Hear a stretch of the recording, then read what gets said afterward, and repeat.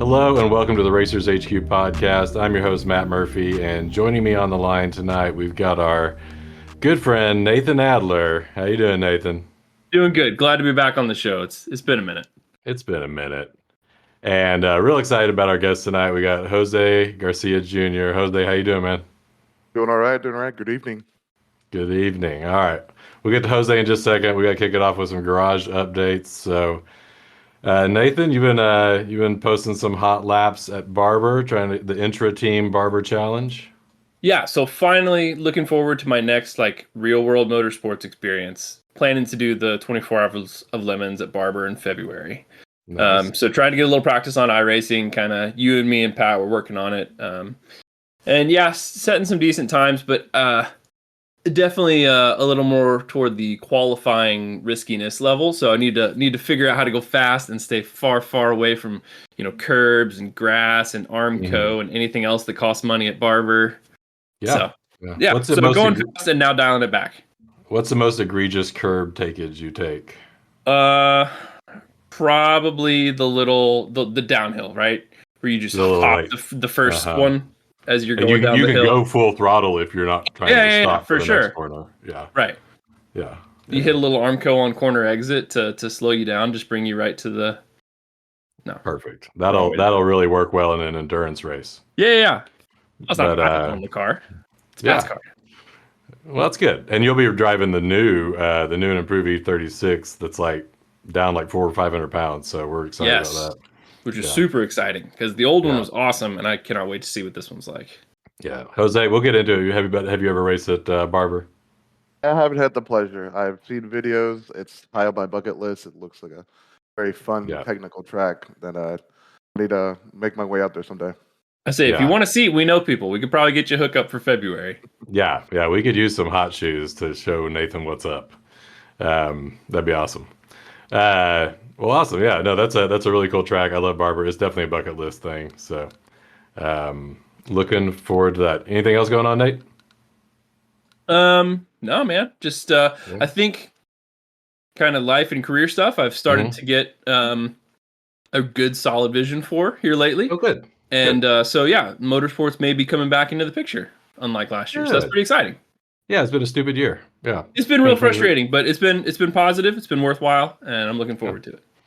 Nice. Well, I don't have much to update. I have had a lot of really fun progress with this thing I've invented, a quick release all-in-one dashboard where all of my electronics for the entire car are connected to a quick release dashboard that I can pull out with 5 connectors. And if I have to do any under dash crap, it's all there and I can knock it out. So I've got everything mounted to the dashboard now and everything planned out, and just got to wire it up. But yeah, it's all from memory. I took a lot of good notes. It's gonna be great. Awesome. So did you do the aluminum or ABS just flat panel dash? Is that what you ended up doing? Yeah, I bought this All-Star Performance 4x2 sheet of .016 aluminum. Yeah. Okay. And just bent it and chain drilled it, to get that profile right, and just mounted everything to it. And I bought a bunch of grommets, so it looks really clean. I'll route all the wires and shit will be all consolidated underneath the dash, and then all the devices are on top of the dash. We got the ECU, we got the the Race Capture Pro, we got the Pi dashboard, we got the starter, the on-off switch, all the fun things, all the fuses, right? So all the fuse blocks. You want to get real crazy? Is you can hook those up with some thermal pads and just use the whole dash as a heat sink and heat spreader. Yeah, it's smart. Yeah, I'll get right on that. I'll run some water coolers to we it. Could, yeah. We could repurpose some old PC all-in-one water cooler. It'd be awesome. I do need to figure out one thing. So I want to get a mount for my roll cage because so the front of that front edge of that dashboard is going to be basically right there at the roll bar or whatever I'm trying to say. The cage bar, the dash bar. Yeah. Yeah. So I need to get something from Smiley's. It's just a little offset 2-bolt thing that joins the roll bar to the dashboard. Haven't found the perfect thing yet, but have you looked at McMaster yet? That's a good idea. I'll check. They probably say they have the same thing Smiley does, but at half the price. Smart. That's why. See, we're learning things already. I'll check out McMaster. Put your product selection in the chats there, Nate, when you find it. I can see you Googling already. Well, enough about us. Let's get on to our special guest. We got Jose Garcia Jr. on the line tonight. So excited for this podcast. I met Jose, I think earlier this year, or maybe the year before that, as I was spying on him to try to figure out how to make an ST6 car go fast. So like Hunter Biederman had reached out to me, and we were trying to work together on this ST6 program. It's his car. I'm not taking credit, but I helped him crew for it a little bit and helped him with some ideas. So yeah, Jose, real excited to talk to you tonight. You've had a lot of seat time over the last couple of years in NASA Texas, and probably learned a lot. But I'm kind of curious. What's just briefly like what's that path to like ST6? Like, were you a car guy before? Were you doing other things, other kind of competition motorsports or something? What got you here? Sure. So I guess I'll start with just an overview of my background and kind of what got me in the racing hobby. Yeah. So it started about 10 years ago. Dad Okay. and I, we've always been car people. I've Mhm. always just watched Formula One, NASCAR, just really into cars, but that's kind of the extent of where our passion was at the time. Mhm. And then we have some family friends who started doing autocrossing, and one of them actually club raced since the 90s. I remember being a small kid back in Puerto Rico going to see him club racing in a 911. So fast forward to 2012, and family friend lets my dad do an autocross in a Miata. Okay, Then nice. that's where the bug came for dad. It's So the within motorsports gateway drug. That's it. it's exactly is.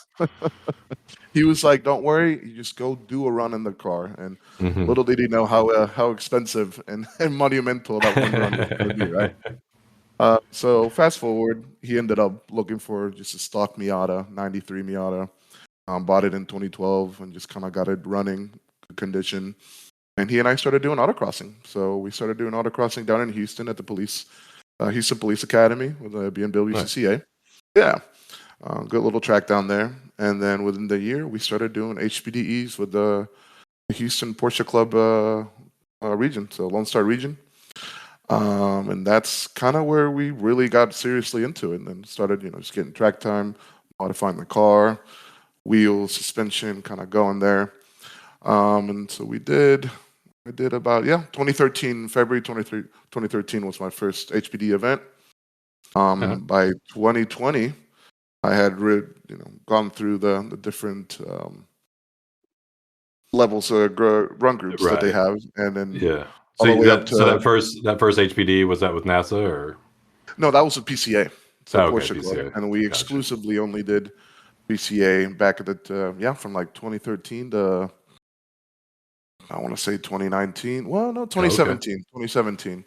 Kind of got started back then. In 2013, I was what? I was 18, 19 years old. Okay. I.e., I'm still in college, a broke college student. One of the things that I loved that PCA did back then was a work drive program. You Hmm. could work an event as a corner worker, and instead of getting paid, just get a credit to drive the next event. And that's kind of how I did it through college. Was fortunate enough that dad would let me borrow his car and do it. So we Yeah. got to kind of go through it together and progress through the PCA HPDE program that way. So are you guys developing that blue Miata the whole time? Yes. So we're So solely you in guys that blue sharing and the navy. car? Yes, we Okay. are. Yeah. So Ha- ha- we started against stock car, driving it to the track, Uh-huh. and then as the hobby progresses, we keep modifying it, and we don't need AC, we don't need this. There it is. How long did it take you to ruin the car? Just absolutely ruin it. Absolutely. Let's see. I want to say by year two, and Yeah, it yeah, yeah. didn't take No, long. that checks out. It didn't take long. Yeah, by the second year, we already had coilovers, gutted the car. It was still technically street legal and drivable. Okay. I But you think don't we want drove. to at that point. It's just I didn't. miserable. I tell you, yeah, when you're going 75, 80 miles an hour in a Miata down the highway, that's pegged at like 4K RPM. It's Hmm. just peak drone. Back Hmm. then, we were going to Texas World Speedway down in College Okay. Oh Station. yeah. That Yeah. RIP. was, yes, beautiful, amazing track.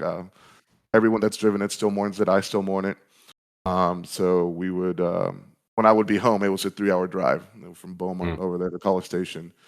So 3 hours in that car, highway, not the Mhm. most comfortable thing. I think we did that for another year until Dad finally got a trailer and we started trailering the car to the events. Nice. Yeah, Sounds about right. Are you guys yeah. doing much, like when you start doing the HPDE, are you doing some coaching as well? Are you like working on your driver development much, or is it more just kind of the experience thing? It's the experience thing, and just Yeah. I'll do my little PCA plug here for a second. Yeah. Yeah. They really do have a fantastic instruction program. So Okay.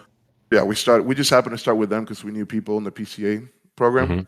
Hmm. So we started doing their DEs. But I luckily we did. We had excellent coaching, excellent instruction throughout the years. I can attest to that, and my driving, skills Yeah. today are a result of, I like to think, a big part of that instruction and coaching I got from that program. So definitely highly recommended. That's awesome, And so man. yeah, we just did that until just 2017 is when Dad decided to start his wheel to wheel Okay. his campaign with NASA. So back then we didn't have the. I don't think we had an ST6 class. I think it stopped at ST5, and then we had the PT classes: PTA, Hmm. PTB, Yeah. PTC, PTD, and PTE. Hmm. So he was campaigning the Blue NA and PTD. Okay. So he started doing that himself, 2017, and then by 2020, I was able to get my license and join him as a team. Nice. I'm curious, was your dad able to use like his PCA experience to like get a license pretty quickly in So NASA yes, or? yes, yes. So the requirement for the NASA license, you need to prove that you have some sort of track experience. Hmm. The more, the better. They're not just going to let anyone just walk in and say, "I'd like a racing license, please." You have to prove to them that you have, some sort of competency on track experience, and so that's Hmm. exactly what he leveraged into getting that NASA racing license. It's nice. Yeah, that's always a big hurdle, I think, when drivers are getting started. Right, Nathan? Yeah, for sure. I mean, that's something I haven't gone and done yet is get an Oh, SCCA or yeah. NASA license. I mean, I've raced at Hallett because they run their in-house program, and they're very open with who gets to drive. And I've run Lemons, and that's all for Yeah. now. I do aspire to get my full license eventually. We'll get there. Yeah, I got time. Still young. All right. So your dad's running. You're crewing the whole time? You're real excited Yes. about it? Yep. Yep. Just helping as I can. Eventually, we get I forgot when. Maybe 2018, 19. We finally got comms in the car. Oh, So nice. at that point, yeah, yeah. Oh, huge help, huge help. Yeah. Just especially for the driver, right? When you're, as y'all know, you're in a race. You don't have comms. You don't know who's behind you, what pace you need to be running. So you're kind of running at 100%, and Hmm. you don't always have to do that, right? So being able to communicate with him, what pace he's doing, how far ahead, you can drive 80% or you need to push, stuff like that. So that was my role for those 3 years until I was able, like I said, in 2020, get my own license and able to Nice. join him as a team. That's awesome, man. And so I was looking back at your stats, like your championship standings, and you've been right up there like ever since 2020. So that's awesome, man. Yeah. So tell me about that. So how was that kind of first wheel to wheel experience? I mean, what was that like getting out on track finally? My first actual wheel to wheel experience wasn't an NASA race. It was an Oh, okay. SCCA Enduro. Yeah. Nice. It was the C. I don't know if y'all have heard the CRE SCCA Hmm. Enduros. Yeah. Yeah. Hmm. So those actually don't require a racing license. Hmm. This event was in either March or April of 2020. It was a Okay. 75-minute enduro at MSR Houston, with a 3-minute required pit stop. So my dad also has another Miata that he campaigns in SCCA Okay. specifically. Yeah, it's a rotary swapped Miata that he runs in STL and STL. Yeah, cool. Very STL. cool. Oh, Yeah, it's wow. a I didn't 13. know that. Oh That's yeah, awesome. it's a fun little car. Yeah, 13B. 13 Um, from the RX-7, not the Renesis one. correct. Okay, cool. Specifically from the FC RX-7 generation. Cool. Yep. So Nice. naturally aspirated 13B. So he was there racing that weekend. The race weekend was Saturday and Sunday, and then Sunday afternoon was the SCCA CRE Enduro. So then I brought my little red car that you've seen. Yeah. and that was my first wheel to wheel outing, and it was very exciting and very almost a little nerve wracking. I remember Mhm. being out there, and you're gritting and you're taking your soul lap out behind uh, the pace car, and it's like Yeah. Yeah. to Yeah. see this growing up, and now I'm here on Yeah. track, and um, Uh, we That's one had of those things that's so different from HPDE is that mhm. race start. Like Uh-huh. HPDE, okay, you're all just taking off from the pits one at a time. Everything's cool. You merge in, whatever. But then, like, yeah, you go to that first, like, you're coming up to the green flag and your heart is pounding out of your uh, chest. And you're just like, don't hit anybody. Don't hit me. Like, this is going to be so exciting, though. It's the best. And then you it's inevitably totally butcher the start and, like, end up, 2 seconds behind right off the rip. That's what no, happened that's to me anyway. exactly right though. That's exactly right. It's my favorite part of races actually. Oh, It's yeah. everyone's close together fighting for the same piece of real estate, right? It's just so Mhm. exhilarating. Mhm. But that's exactly what it was. Took the green flag and my heart's pounding. I'm exciting. I'm looking around, cars everywhere. But thankfully, I had a great first race. So I started 11th and ended second that race. Oh, And so badass. yeah, no issues with the car, no issues on track. I honestly couldn't have asked for a better race. No doubt. Nice. Had you done any like iRacing or sim racing before that? A little bit, not iRacing, but Mhm. I've played Gran Turismo most of my life with a wheel, Yeah. Yeah. and it's crazy to think about, but I know that's helped with my car control, For sure. uh, 100%. I remember one of the first autocrosses I did, the car slid, and I Mhm. caught it and then kept going, and then after the run, I was like, how did I know how to do that? I've never been in that situation in a car before. I'm like, of Mhm. course you had. You've done it hundreds of times Right. in the simulator. So it's very interesting how nowadays these driving sims can be so accurate to the point where that you really can learn a lot from them. Well, that was Nathan's big deal. Like when his first race started at Hallett, I think what the quote was like, "It's just like iRacing." It's just like yeah. There was that. The race start was just like iRacing, but way more intense. And the other one, the one that really surprised me, maybe it was my first track day in the Corvette. So we were doing Hallett backwards, and I had a minor four wheels off coming out of turn one, and but I was on the grass, and I was like, and it just clicked. I was like, oh, it's just like iRacing. You just steer into it a little bit, and just relax on that throttle. It's fine. That's Everything's right. fine. That's right. And it was the weirdest thing. It just immediately like muscle memory from It an clicks. experience I had never actually had before. Yeah, It was cool. it's pretty sweet. So you start racing, and so you and your dad are you've been Team Garcia Racing here for, I mean, as far as I've seen on the record books. So you're splitting the car like over the weekend, or how's that work? We are, and I think it's a fantastic thing that NASA lets you do to run as a Yeah, that's team. really cool. But it is. So it's the two of us. Since it's one car, it's still just a one entry fee. Hmm. So as far as cost goes, you're splitting everything down the middle. So if racing, as y'all know, can be an expensive hobby at times, Yeah. but it's definitely just a tad, right? But this definitely helps out. So that's exactly what we do. Normally, we have 4 races a weekend, so 2 on Saturday and 2 on Sunday. There are Hmm. some weekends where they'll do an extended race on Sunday, so it's one long race on Sunday. Still the same amount of track time, but we just split it up. So Yeah. on the weekends that we got 4 races, I'll do two, you'll do the other two, do it like that. And if we have a weekend where it's 3 races, we'll alternate, right? The last 3 race weekend, I drove the long race, so this upcoming weekend, I'll do the long race. Yeah. And we just treat it like that. Yeah. That's awesome. That's That's awesome, super. man. Yeah. Go ahead, Nate. No, it's just super cool, and to get to do it with your dad too, like somebody that you're obviously super close to and know well, and um, there's nothing better in motorsports than sharing a car with somebody that you can talk to really well, and you can have those experiences over and over with. Like talking about autocross, before, like that's my favorite part about autocross is having a co-driver like Matt or like my dad or somebody with me that you just keep coming back to those same people because you build up a feel for the car together, and you get to bounce off each other. Hey, what was it doing in turn 3? Oh, okay, yeah, I had that same experience, and like that's just the best. That's exactly right. It's not only does it help you as a driver, right? Like you said, bounce off Yeah. ideas or help with the setup of the car. What was it doing there? What were you feeling? Or I think it was understeering here. Is that me, or Mhm. is that am I over driving the car? Or is the car actually doing that?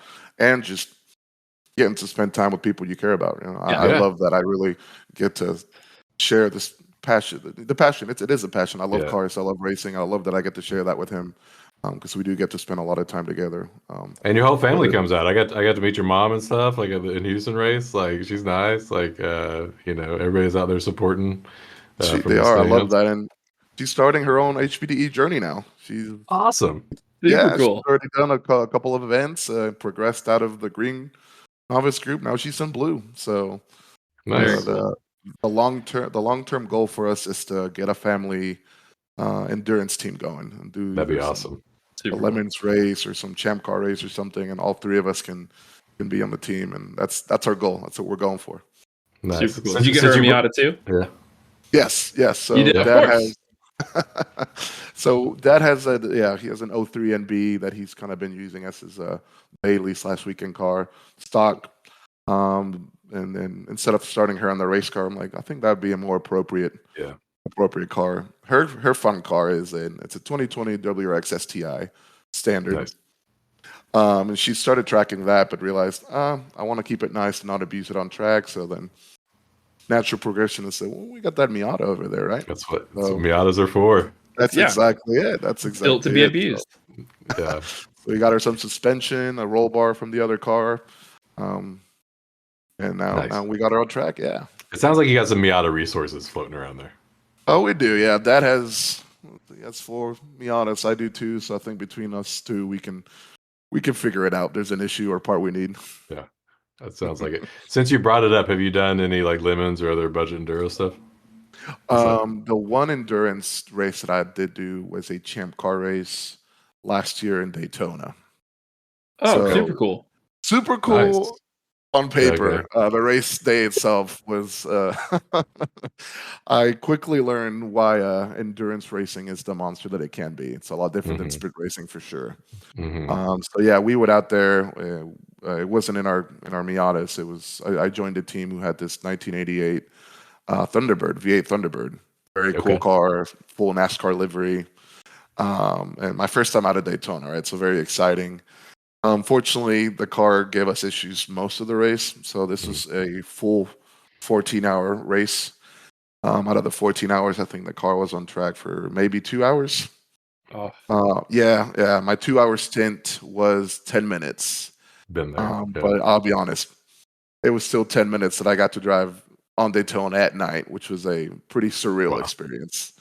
Yeah, it's just kind of like childhood dreams. I'm like, here I am, That's at Daytona at I've done night. this on Gran Turismo. Yeah. I know this one. And the it's a V8 car, right? It's an old V8 car. So being on the banking, I'm like Mm. living my NASCAR childhood dream. I'm like, Going the wrong way, but we'll ignore that part. Don't worry about that part. exactly. Yeah. No, it was pretty cool. It was pretty cool. And then just something I wasn't expecting was the type of G forces that you feel on the banking. Since you're kind of driving up, there's forces pushing you down into the seat. So the faster you go, the more you sink into the seat. And that was just such a unique feeling. Yeah, it's cool. I've never done oval of any sort. Like Matt, have you ever done banked oval? Anything? I mean, barely at TWS, Okay. but yeah, you're not up there much. It's definitely not the same. That's not the same. That's not the same car. You said it's a T-Bird, right? It's not the same one that runs like lemons around Houston, is it? That like NASCAR looking. I don't that's think like- so. No, okay. the car's slope at a DFW, and I don't know if he's been doing much Okay. down there. Yeah. Okay. Because there's some rocket ship that's never working, right? It's 5 seconds faster than everybody, but they just blow a motor immediately, and At the Howlett race, they had blown up the engine before lunch on the first day. It was that was nice. it. It was good. Yeah, like Matt said, exactly. 5-6 seconds faster than anyone else, and then just boom. Boom. Yeah. So you learn, so you go racing. It's 2020, 2021. So you've been doing this for like 4 years now, I guess. What lessons have you learned? Like what kind of trials and tribulations? I saw maybe like you had to drop a few races in 22. Did you have some motor problems or something, or? 22, we did. So that year, Dad was focusing on his SCCA schedule. Oh, okay, I got you. Again, resources are limited. Sure, yeah, for sure. Yeah. So that year, he was dead set on getting the regional STL championship. So Oh, okay. we prioritized that schedule, and down race races, and whenever we could get a NASA race in, that's what we did. And then for this year, we focused on the NASA schedule and we didn't go to all of them, but we try to go to, I think we went to almost all of them except the last one in in December at Eagles Canyon.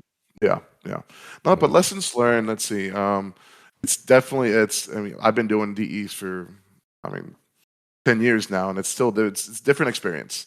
I've learned that the mental aspect of it is just as important as your physical driving skills. Like you said, keeping your cool in high intensity situations. Sometimes, some races are easy. You might be in the back, you might be ahead, and some races you're battling for position the whole time. And keeping that focus, that level of focus that's required to drive at your best, and also not make a mistake that can, put you or the guy next to you in a situation you might not want to be. That's something that I've had to consciously work at. Even still to this day in grid, I still get little pre-race jitters, and so I just do my breathing, kind of find my zone, and then just focus myself. So yeah. Do you have this is one of our favorite questions.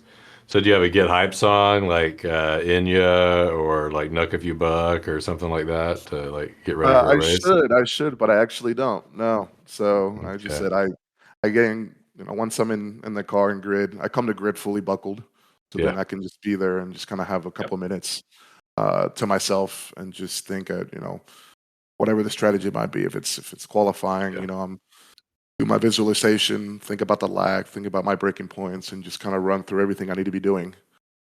I've never understood those dudes that hop out of the car and and hang out in grid and then somehow hop back in their car real quick and think they're buckled in. I'm like, saying that's not me. I'm like, nope, can't hang. I need my couple of minutes to get in the zone and kind of get my head straight and focus on what I'm about to do. I mean, all power to those guys. I don't know. I don't know how to get their belts on. Yeah, no, that's not me. They probably get them on. I'm sure they're fine. Oh yeah, perfectly fine. You had a little incident there at Hallett in your red car, your HPDE car. You had like a pretty kind of an infamous failure. Unfortunately, I run the same wheels, but you had a wheel break in T1, doing I'm sure 85. Knowing how cool you are. Turn 7. Yeah, the Oh, was it 7? My bad. Turn 7. The bitch. Okay. Oh, Of course, right? Oh, Yes. gross. Yes, I was. Oh, gross. Even that's even worse. Yeah, that was to date. That was the most, I guess you could call it, sketchiest, scariest event on track that I've experienced, and thankfully I was okay. Like Matt said, I was. This was a Miata's at Hallett. No, it's a Honda's at Hallett event. It's a DE event, and I'm throwing qualifying style laps. I'm trying to get my PB. I'm just really focused and pushing hard.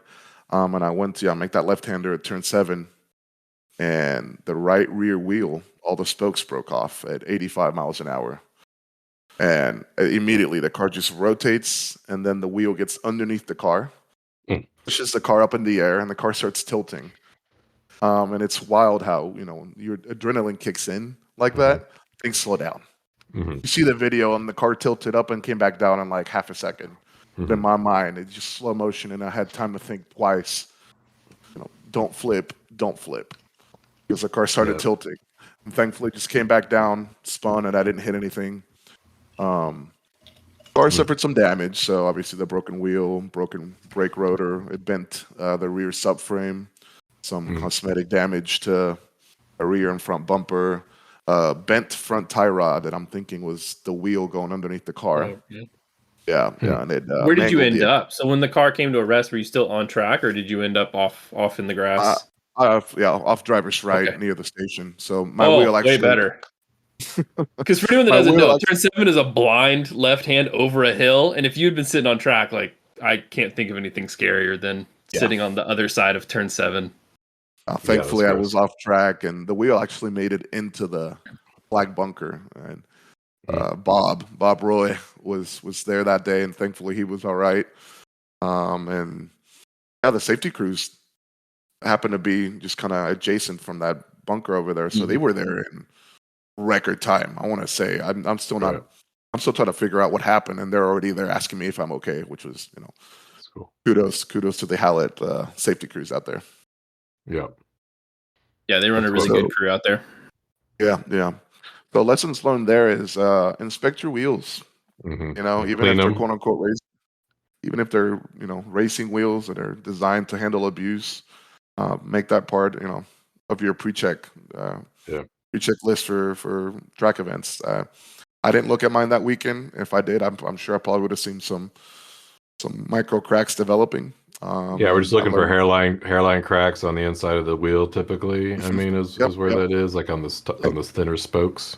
Yeah, and I know not everyone, depends. Not everyone's taking the wheels off every time they're prepping the car for an event, but you should, because they might be on the back side of the spoke. You might not see them on the front.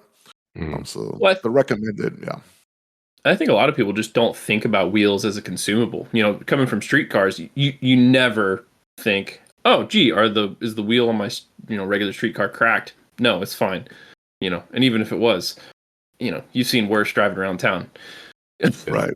But on a race car, stuff that wouldn't normally be a consumable is totally a consumable. Wheels, It is. We're putting these cars under, extreme abuse, far more than what they see on the street. Oh, yeah. So, yeah. So, like you said, to your point. Were those on R comps or street tires or? These were on Nanking's Air 1, so they're 100 treadwear tire. Okay. Yeah. Pretty grippy tire. Yeah. And so, lessons learned for sure. Inspect your wheels inside and out before track events. Yeah, get all up in there. Get all up in there. Yeah. Take the wheel off. Look at your brake lines. Do you? Yeah, brake lines. That's a good one. Do you have like a pilot style checklist that you go through every items and check everything off one at a time, or do you just kind of at this point have a feel for, hey, these are the things I need to look at on the car getting ready for a weekend? Oh, both, and it's usually the latter. I should maybe reference that checklist more often than not. Right. I have it for a reason, right?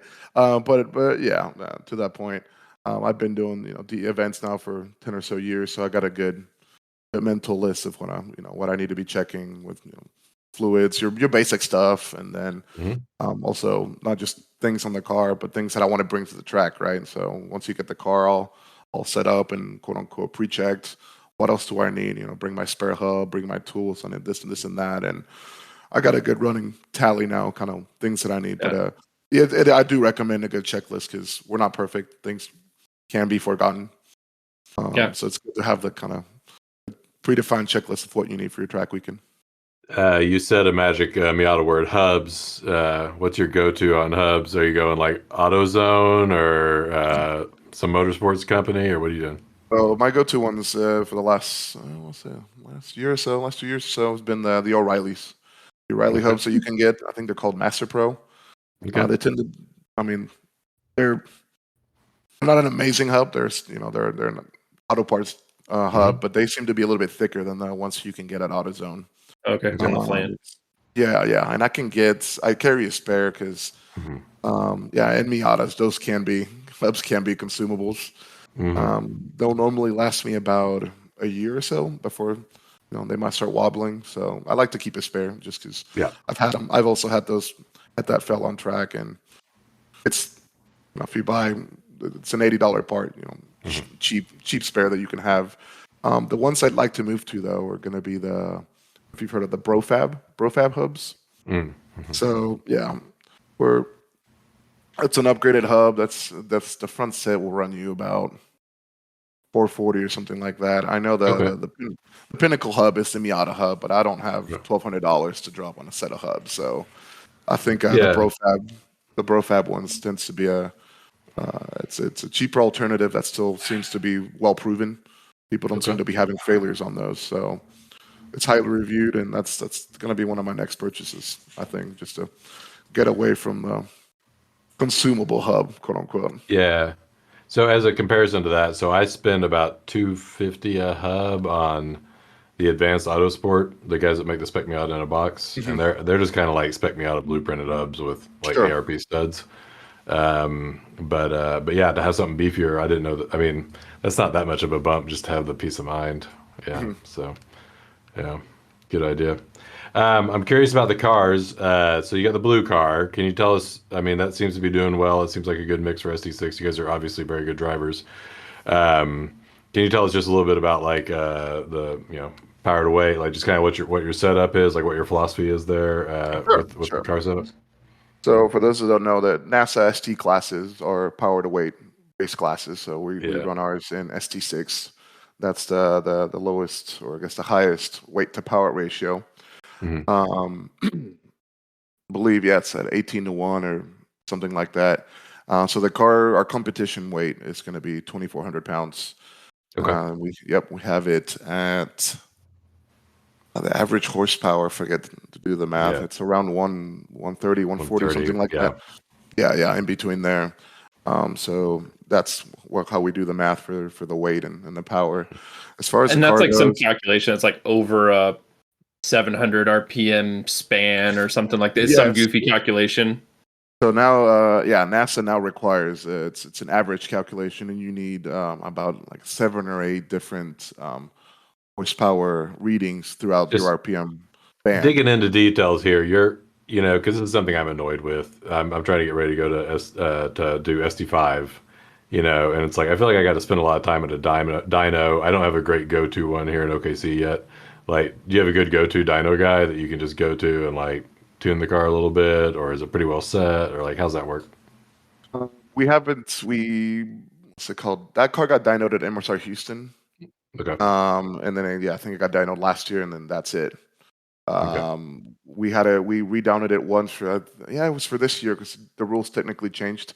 There were some modifiers in the power to weight calculation in the rules, and so we resubmitted dyno there. But then we're still on the stock ECU, so there's not really much we Yeah. can do tuning wise. The car does have adjustable cam sprockets, so you can play around with the timing of the camshafts there a little bit. That's about it, right? So it's just kind of makes what it makes, and then Yep. try to meet the weight. And you're With running the the like a 225 RR. so yeah, so tire wise, we're running 225s Toyo RRs. Nice. Since now we used to run Hoosiers, the R7, but Mhm. NASA now kind of prioritizes or encourages the use of the Toyo RR by treating it as a 100 treadwear tire instead of a 40. Yeah, the math is crazy.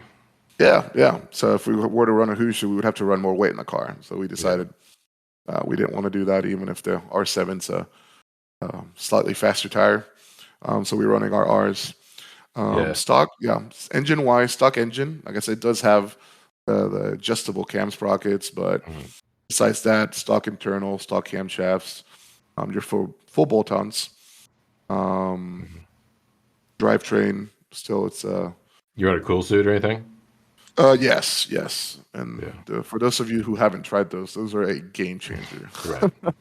When they I work. was when they work, yeah. The first time I tried mine, I was almost a little annoyed that I waited so long to get one Yeah. because it really does make a difference. So we do run a cool suit in the car, full fire suppression system. Hmm. Yeah, it's important. Yeah. That's yeah. This last year NASA made it optional but for the 2024 season now it's a full requirement, which I think is a good Yeah. thing. Yeah, Um, should be for sure. And yeah, what and they're not if you don't mind, what transmission and diff you run? the transmission. We have a 5-speed in there, and Uh-huh. then a Torsen 4.3 gear ratio on the rear end. 4.3. Yeah. Okay. Cool. Yeah, Nice. yeah. Nice. Have you ever rebuilt one of those 5 speeds? I'm just curious. I've got like a dozen of them sitting in my garage. No, we have no, we have a broken one that we dad decided, oh, let me keep it and play around with it and see if we can learn about Hmm. rebuilding it. But we haven't gotten to that yet. Yeah. You know how that is. But no, we haven't had any experience so far with rebuilding them ourselves. Yeah. Yeah. I find it hard to find parts. Maybe I'm not looking in the right spot, but yeah. I mean, yeah, these are now getting to be 30-year-old cars, right? Especially Yeah. the first gen NAs, and the 5-speeds are a little bit less desirable than the 6-speeds, so you can still find them for pretty cheap. Yeah. And at that point, I think I'm still at a stage where if I do blow one, I'd probably just go find a used one instead of trying to repair That's what I did. Yeah. the current one. Yeah, I got a spare 5-speed in my garage right now that I managed to get for $150, and it was Boom. fully Not running. bad. Yeah, a steal. I was like, great. Yeah, the Spec Miata guys are hoarding them all in their barns and sheds and things. Yeah. So. And then you've got the red car that you've brought back to life from the wheel failure. I saw a rumor somewhere on Facebook because I think Facebook just sends me your content. I don't know. That's all I see. Um, I saw a rumor that you might run that in SD as well in the future, like And some so I'm plans. contemplating. Yeah, yeah. So we have our SC6 car there, and then um, at one point we thought maybe we can campaign 2 SC6 cars and Hmm. run that way. But I decided to take a different direction with my red car, and as you saw after the incident, I decided to go with some aero on it. I put the full Nine Lives Racing medium downforce kit on the car. I'm very happy with that. Yeah, Some fitment issues, but that's a conversation for another day. yeah. But overall, still happy with it. So I say that to say that that aero package is no longer ST6 legal. So I'm thinking long term for the car. I'd like to add some sort of power adder, whether it's a Hmm. engine swap, K swap, turbo, or a Roadtrek supercharger. Yeah, I like to do that, and then just maybe campaign it in ST5 or 4, wherever it may slot, and then just give a different class a try. nice. Yeah, Yeah, yeah, yeah. It seems like a lot of cars in ST5. That's the direction I'm headed to. I mean, just an unstressed motor. Don't try to overdo it. I talked to our buddy Mario that was on the pod from Occam's Racer about it, and he's kind of going. He says for the 7 horsepower, probably go no splitter, but Hmm. we'll see. But Yeah. but yeah, that's awesome. So, do you want to talk kmiata at all, or Yeah, I you like to. excited I like. about it? You concerned? What questions you Yeah, got? I like to kind of pick your brain on it. So initially, that kind of seemed like the route that I wanted to take. It Hmm. just Correct. It's a great investment. Just spend the $50,000 and do it. Just swipe the card, bro. that. So initially, it seemed like a trouble-free Hmm. way to get Yeah. some power. Then I Right. started doing my homework on it, and I don't know what y'all's experience has been with it, but it's kind of I've seen it's kind of been a hit or miss with some people. Some people have zero issues; they're tracking their car with no issues. Other people, they don't stop chasing little issues. I've heard also of a fitment, part quality or build quality on Yeah. the K Miata swap kit. Yeah. I've heard some parts or just things don't fit as they should. I've heard oil pans being a pain Yeah. point there, leaking oil pans. I know of a gentleman, David Whitener, who case Yeah. swapped his car, runs it in ST5. Legendary gentleman. Dude, what a guy and what a driver, let me tell you. And his wife He, Kim, no slouch either. yeah, no, they're was it national autocross champions? Hmm. Yeah, yeah, Like a dozen times over or something between the two of them, or more than that yeah, even. impressive resume. Before that car was ST5, he ran it in ST6, and I got to experience the full David Whitener skill display out there on Hmm. track. But he's had issues with his case swap. He told me Yeah. he's had to hone and plane the oil pan to get it to kind of seal right, and even then he's still Hmm. having issues with oil leaks, and he sounded a bit frustrated about it. Not to speak for him, but Yeah. that's not the first incident like or issues like with the case swap that I've heard about, which kind Yeah. of was a little red flag to me because I'm spoiled by Miata reliability, right? I go and beat Hmm. on that car all year long, and it's a tank. And I know when you start either case engine swapping or adding power adders, some of that reliability might go out the window. But I'd like to retain as much of it as I can, and I'd hate to spend all this money on a case swap, right? The 12, 15K or whatever it's going to be to do it correctly, and then just be chasing issues. So I don't know. You just finished yours, Matt? Is that Yeah, I correct? mean, yeah, a couple of years ago, but and I did a decent amount of races at Hallett last or 2 years ago now. Now that it's 2024. Yeah. Um, and I'd say reliability wise, pretty rock solid, right? I mean, you go through the initial teething phase but for sure the oil pan is a damn mess, in my Yeah. humble opinion. The one I got, just not a good fitment. Yeah. I probably should have just sent it back. I shouldn't have just like rigged it. I'm very Sure. much like a rig it, get the car on track kind of guy. Hmm. And I've since just painted the bottom of that engine in like Honda Bond, trying to get it to stop to leak. Uh, but I mean, it doesn't work. It's Well, and not, not just the oil pan, but the timing cover too on the front. That's yeah. it's And gush from all over that too. Yeah, and I've had issues with that, and so I've got the timing cover pretty well sorted. But all that Honda Bond stuff is a little tough. But yeah, that's definitely something like as you're doing that swap, if you run into like fitment issues on the oil pan, I think you just need to work with the manufacturer Okay. and get that sorted out. I will say this, like David, if you're working with the kmiata kit, like that guy's awesome. He just needs to be communicated with, right? And I Okay. don't, don't go flame him on Facebook. Like just reach out to David. Like that guy's been such a help. Like I couldn't have finished the swap without him. Like he gave me all kinds of insight. If you've got a question, if you've got an old kit and you want to be like, what should I be doing now? Like he's got all kinds of insight. But even then, I Well, will. Yeah, what's up? no, and that kit's still developing. I mean, he's changed that. Like the timing cover Yeah, you have is all billet, and there's a new cast one that's better, and like that yeah, that kit is constantly evolving and getting better, every yeah. year. That's good to Um, hear then, especially that good customer service. And oh, the customer service is there. Like that yeah, guy's. yeah, I mean, that's huge. That's huge. way more than some other manufacturers that make aluminum parts that I won't get into.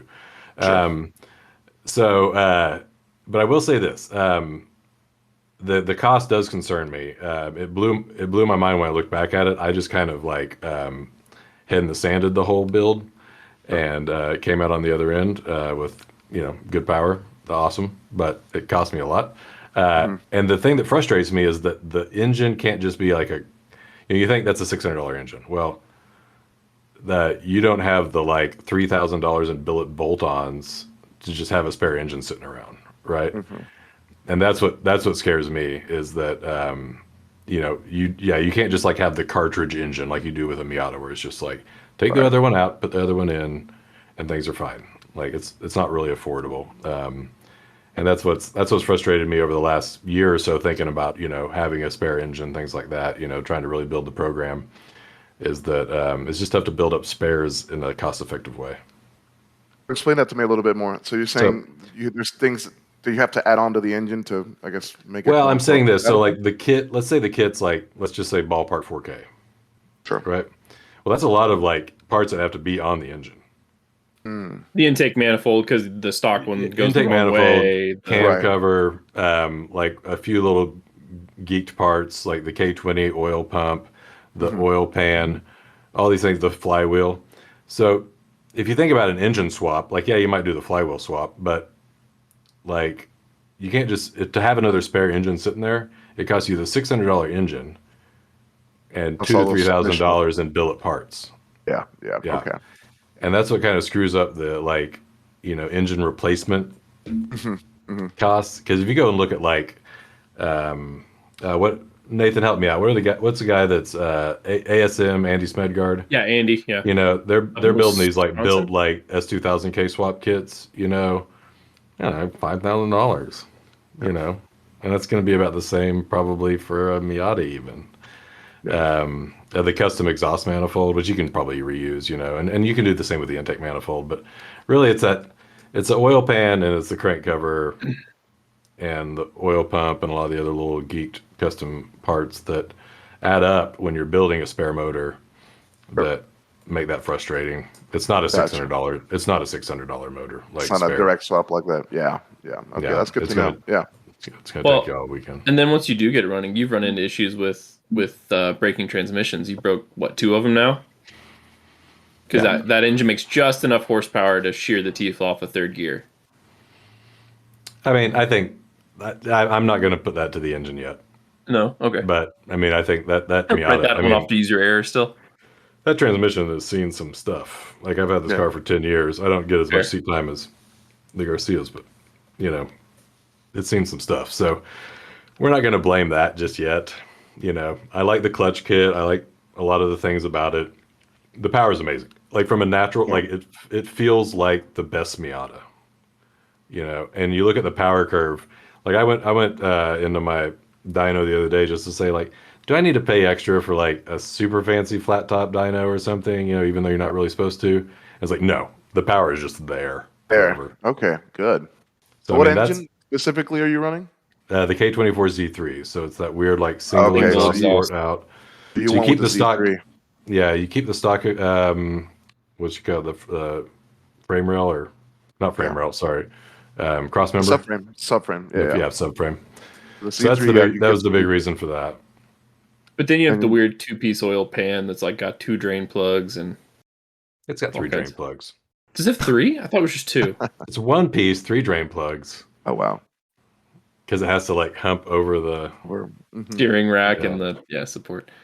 Yeah. Um, I don't. Yeah, Does going to the tubular subframe alleviate that issue, or is that still just I remain? think That's just it's how a it is. similar. I think it's pretty similar, Okay, and you have great. to drill like a half moon into the transmission to fit the starter. Right. I saw that. I Um, did see that. and it's Yeah, got that's an internal slave, so it's kind of hard to service as opposed to the external slave on the 5-speed.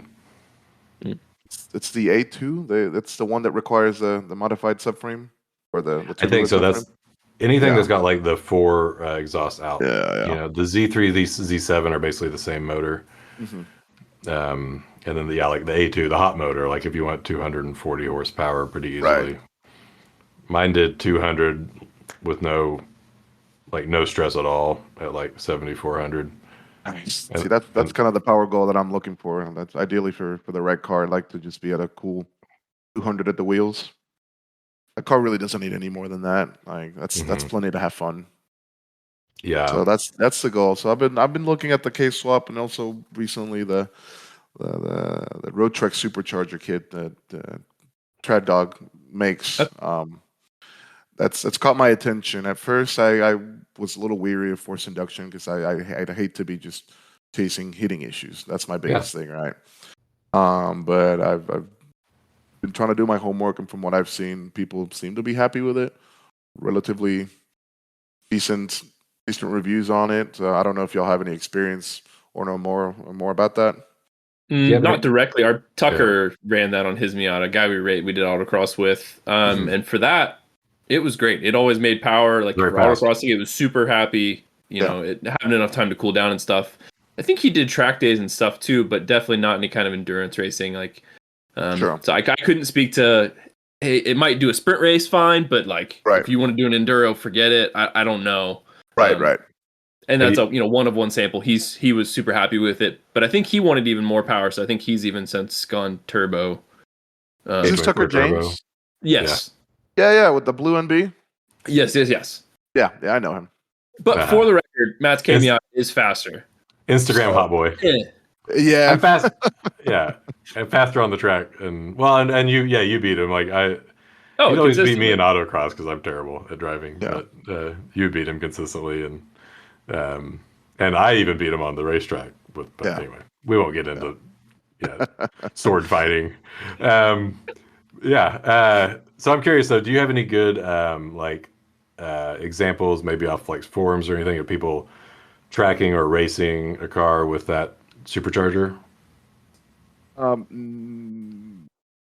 off a forum, so I don't know if y'all know a gentleman, Sheldon Rosenbaum. He's local here to DFW. Yeah, so he currently has a K-swapped NA. But before that, he had the Road Trek skid. Okay. So I spoke briefly. We didn't go into depth, but I told him kind of the same thing. I'm interested in adding some power to the car. I'm trying to weigh these two options. And he said that he would, the time that he had the Road Trek skid, he does DEs. He doesn't do wheel to wheel with it, but he'll do the full 25-30 minute session DEs. And he said he loved the kit. He never had issues with it. So reliable on track. He seems to be a pretty decent driver, so I know he's pushing it out there. Yeah. But again, that's just one man's review. I still would like to if I can find some more firsthand reviews. You ever check out? Do you ever go to like what is it, miataturbo.net, like the best forum ever for Miatas? I do. I haven't done the homework there for this Road Trek skid, but I've definitely frequented the forums over the years. Oh yeah. The only other kit I can think of would be I don't know about a lot, but several of the Champ Car teams are running the Ecotech swap kit. Yes. And that seems pretty popular for that crowd in that application. I think the problem with that is making the actual 200 horsepower. Like with the K-swap, that's kind of no big deal. I think with the Ecotech, you have to do a little more work to actually get that number. Sure. But they're pretty happy with it from an endurance racing standpoint. The power is too much for ST5. You only need to make like $190, $180. Really? Yeah, like I've done the Okay. math. Like depending on if you go, so from my math is like 2550 with 190 without a splitter, and Okay. it's like 185 with a splitter, 183 something. Oh, Um, interesting. Okay. yeah, so you could go splitter and like 175. Like Yeah. ST5 is, I mean, you don't need to make. I mean, Not much. Yeah. it's a little much for like just a geeked out like NB, Sure. But if you had some power adders of some sort, you're right in there. Okay. Yeah. Yeah. I I haven't would done look at the. I would look at the cost for like a replacement motor, kind of like compared to the K Miata. Mhm. Like, is there a whole bunch of bolt-on stuff you have to buy that No, wouldn't that's the really? thing with the Rotrix Yeah. kit. It's the kit Oh, just with the bolts Rotrix on. kit for sure. Yeah, Yeah, yeah, they're yeah. just bolts on. I'm talking about the Ecotech. I was thinking about Ecotech, but yeah, the Gotcha, Rotrix gotcha. is obvious. Yeah, I mean, Yeah, that's just, and that's one of the appealing parts of it, right? It's yeah. about, I want to say, half or two-thirds cost of the K swap. Hmm. You can get similar power, and then Yeah, what is it, like $6,000 or something for the full the kit full shipped to your kit's like door? 5. Oh yeah, probably after taxes or something, say 6, right? Yeah, Just Yeah, curious, yeah. man. what's your go-to, like you blow a motor at a track weekend? Are you guys rebuilding your own motors? Are you buying built motors? Buying Just like junkyard buy motors? buy a used Yeah, one. Yep, that's it. These little yeah, Miata engines are stout, so as long as it has good compression numbers, it's going in. That's it. yeah, Yeah, we've had good what's it called? Good experiences with yeah. that route. So Well, I thoroughly challenge you to kick my ass in ST5 because I'm sure it'll happen. I Go look get that forward to it, Matt. Rotrex. Go Look get that forward to Rotrex and show me how to drive, please. Um, I like it. I like it. Cool. So we got the blue car, we got the red car, we got your mom's car. We talked about that. Can I get the 5-minute version of your Yeah. dad's rotary swapped STL car?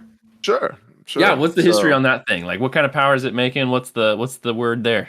So let's see. I don't know too much on it like I do the blue one, but it's a 13B. I think it's making around close to 190 at the wheels, 180, 190. There's your Wow. answer. Yeah. Just steal your dad's engine. Yeah.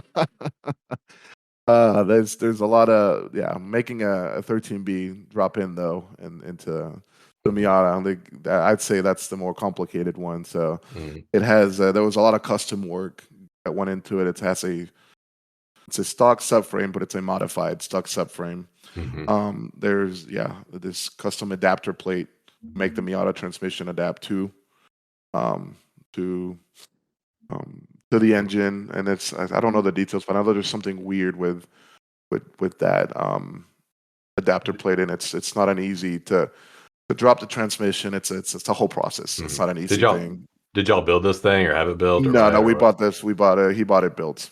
Oh, okay. That's the Yeah, way to do yeah, it. yeah. No, and it was a really well done car. Nice. By a gentleman of Luis Rivera. I don't know if you ever met him. RPM Oh, Motorsports. Yeah, mhm. he had a shop Nice. down in Houston. He's more just kind of winding down nowadays, Yeah. but a very knowledgeable gentleman when it comes to rotaries. Nice. But yeah, no, and so that stock engine, it does have ceramic apex seals, Hmm. and that's it. My dad's campaigned it 3 years, and for engines handle the abuse. You know, the running That's joke is awesome. rotaries aren't reliable. I think if Hmm. you look after them and invest in some things like the ceramic apex seals, Yeah. That's car super is cool. still good. Yeah, car's still good. Not smoking. It's been surprisingly very reliable. He's really enjoyed it. Which That's awesome. what color is that one? Oh, that one's a really cool full race livery. Red, lime green, silver. It's a whole. Oh, That fun. one. Yeah. It's a gorgeous car. I'll have to send you some pictures of it. Okay. So, and you said he was chasing a regional SCCA championship. Was it last year, year before? What was it? He's gotten 2. Okay, Mm. cool. Yeah, so STL regional championship. He's gotten 2, and I don't remember if it was last year or the year before that. One of the two. I just after Yeah. COVID, it's all been a blur, right? Yeah. Yeah. So Yeah. Have you guys been to runoffs yet, or had not any yet, and interest in that's that? he's very interested in it. We Okay. just haven't been able to make it work. His car nationally probably won't be super competitive. It does well regionally. It's SCCA can be very particular about their rules, and Yeah. and these competition weights or minimum weights can almost seem a little arbitrary. It's not as straightforward as a calculation. So this being an engine swapped car, I think for whatever reason gets penalized more than it should, weight wise. I think for this past year they finally let him drop 100 pounds, but the car's still running. I don't know what 2490, almost 2500 Yeah. Wow. pounds. It's it's heavy for a car like that. But even so, that's something he still is on the horizon for him. He'd definitely like to go and go to the runoffs and do that. Super cool. Nice, man. Nice. Nathan, I can't even say your name, Nathan. Nathan, you're a great journalist. You ask really good questions. Do you have any other awesome questions for our guest tonight? No. Yeah, no, favorite track. What's your favorite track on the schedule for NASA? Which one do you every year you go, I have to be there? Hallett, hands down. Yes. Hands down, Love man. the Hands answer. down. I went to Hallett three times this past year. Nice. Sweet. So, clockwise or counterclockwise? Ooh. And that's a tough one. I've been asked this before, and I can't pick. I've had a hard time picking. I probably counter just because that's kind of what I run and know the best. But I'll be honest, clockwise is a technical challenge by itself. It's a blast coming down to, was it 4 down the hill, down to 3, and then 2.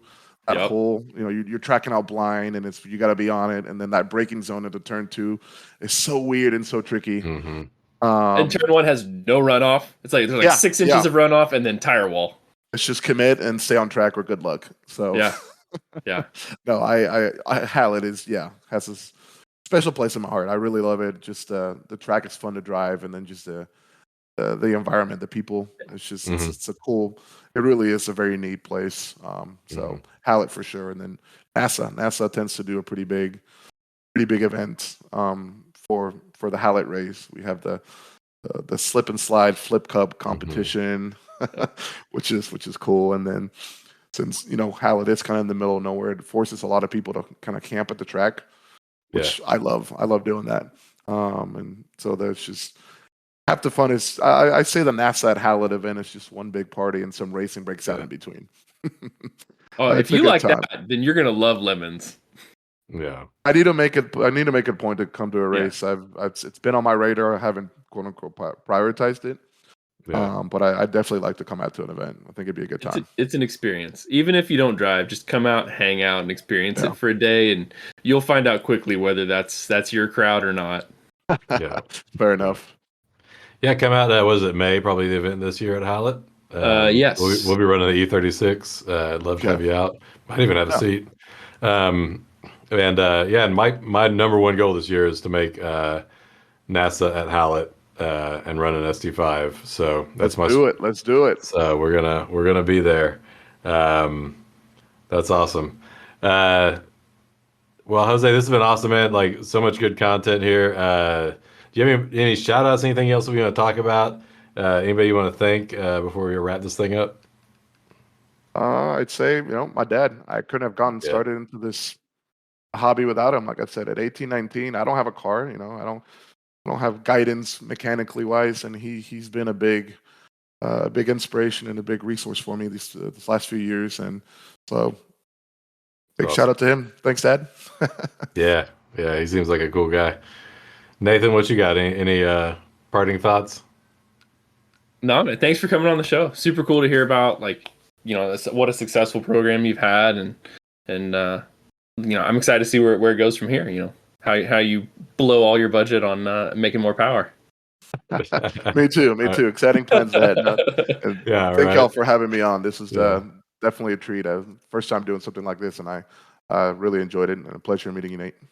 Yeah. No, it's awesome, man. Well, thanks again, Jose. Look forward to seeing you out on track.